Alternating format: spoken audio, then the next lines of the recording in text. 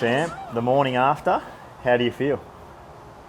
Yeah, I'm definitely on cloud nine here. Just, tired, but cloud nine. It's a huge performance for me, and a result that kind of came like it was looking pretty hopeless out there for me, and then it all came together at the very, very end.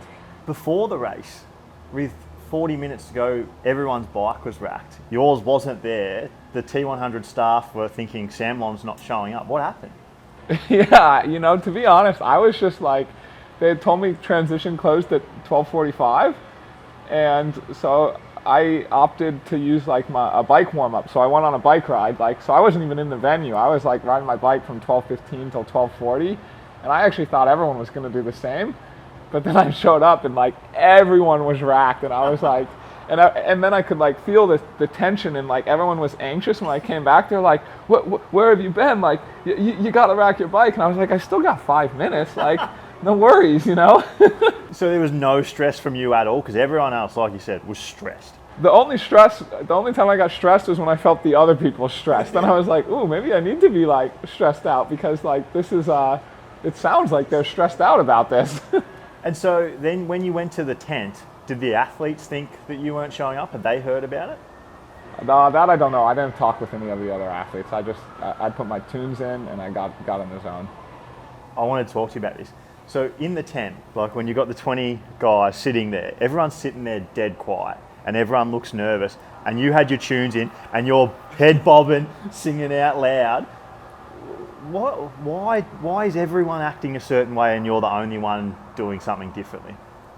I don't know what they were doing. I just, for me, it's very important to get in the right headspace, to find the right level of being pumped up, and the music's always helped me. This is a unique format of race where all the athletes are we all have to sit and stand together in a tent. Normally, like, I'd go and find somewhere quiet and do that, but I was just like, I'm going to do my same pre-race routine, even if all the cameras and all the athletes are there, because, like, it's how I get ready to race. What's it like when you're sitting there? Because it's close too. The 20 athletes, like, you can almost all touch each other sitting there in silence before the race. Like, what's it like? I mean, I swear they do it on purpose to make us more nervous, It's like, I don't know. It's like, I imagine waiting, like, if you're going to the prom or something, and all the guys are sitting there before you meet the girls or something. But it's like, it's better just to like not think about it and just you get in your zone, and I think it's harder to get in your zone with everyone sitting there, because you might want to look over and be like, oh wow, there's Magnus, he's looking really fit, or for me, oh gosh, there's Sam Laidlow, there's Aaron Royal, how am I possibly going to swim with these guys? But it's like you just got to cut all that out and focus on yourself. And then the swim, you were 3.5 minutes down out of it. What were you thinking? How did the swim play out for you? You were in a back group with Leon Chevalier and Arthur Horseau, who both got, double lapped and ended up out of the race. What was going through your head when you were 3.5 minutes down? Yeah, I think it was closer to 3. That's what I heard. So maybe it was good I heard that I was closer to 3. I'm actually pretty happy with my swim. I felt maybe happy isn't the right word, but I swam exactly where I thought I would swim relative to the field, relative to the other guys' abilities. So I just stayed really positive and present in the swim, and tried to conserve energy and set myself up for the race. And of course, then I had a little blip that was somewhat costly. Maybe at leaving transition 1, my shoe popped off and I had to U-turn. And so I was probably 3 minutes back, but then that, I think, turned to 3:30 because of that kind of amateur mistake. But yeah, it was kind of nice, because normally I never get to see the front of the race, but now I could see the front of the race because it was happening right behind me, But I knew what was happening, so I was like, cool, at least I know what's happening, so I can kind of like use this to my advantage. I really wanted to kind of build into that bike a bit, but because of how I swam, it wasn't really an option. So I started by building into it for like 2 laps, and then let's just say a spectator, as I came by, they literally shouted like, "You got to effing go!" Like, it was like intense, that I was like, that sounds like not just like, hey, let's push. It sounded like if you don't go, you're effed, you're done.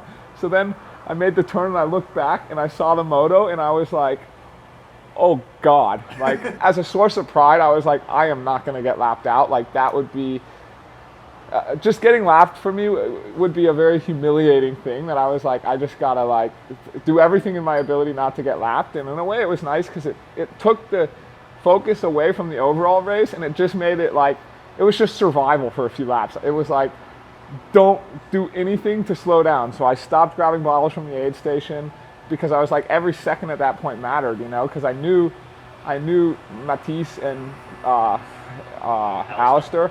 I knew both of them were going to see me, and they'd be like, you know, I mean, I just put myself in their shoes, and like, would there be anything sweeter than lapping Sam Long? Like, on the bike? No, there's nothing sweeter for them. So I knew they like saw this as like a big, juicy, you know, reward, and that they were fired up to do it. So I knew I had to, you know, take that with some consideration. And like I said, Leon, he crashed, got lapped out. Arthur Horseau got double lapped and pulled out. So you were the only one in that group who got anywhere near the front, let alone like second place versus their stories. What is it? Why were you the only one of that back group who could make progression through the field? It's really difficult, you know, you're down by that much. Mentally, it's really difficult. You're all alone, right? If you want to make progress, you're not working with anyone. And I think, yeah, I earned a lot of respect out there yesterday. Almost every one of the male pros, well, also the women pros, were like, wow, how you raced was like, that was super impressive. And I guess it hasn't happened overnight, right? Like, this is how I've raced now since basically 2014. Even when I was an age grouper, the racing was similar. So like, I've just had to learn that strategy and get more and more comfortable with it. And Singapore, I think, really set me up for this, because there, like, I was 4.5 minutes down on the swim, but like, I got in such a negative mindset. Like, you know, I'm a horrible person. I'm a bad triathlete. Like, that's what my self-talk was at Singapore. And like, I was just like angry at myself all of Singapore. And then like, only at the very end, then I ended up 5th, and then I'm like, oh, I actually did decent. So like, I was actually very positive the entire race, and my mantra to myself was like, race as if I'm winning, even if I'm in 20th place. And so like, you know, I came out of the water in 17th, I exited transition 1 in 20th, and immediately I told myself, race as if I'm in the win, you know, race as if I'm in the lead. And I think that gave me the courage to like, yeah, just stick to my guns and smile and enjoy it. Did you feel good all day? Because it looked like everyone was having bad days apart from maybe 6, 7 guys. Were you feeling great and you could see this destruction happening around you and you're thinking, what's going on? Or was it as hard as it looked? Yeah, I would definitely not. I don't think anyone can feel good. I mean, you can even see it in the video, you know, you can see like I'm breathing really hard, like with my lips and my mouth. And I mean, if you are feeling good and it feels easy, you're probably not going hard enough. I mean, you know, it's 90 degrees out there. So I was suffering, but I guess just kept it together a little better. I don't know. It was certainly very, very hard for me. Do you feel like maybe you're getting a little bit overlooked in this series as not one of the big favourites, and then someone like Jason has come in from America and maybe taken a bit of that shine? Or do you see yourself as like, when you're coming to one of these races, you expect yourself to win or podium?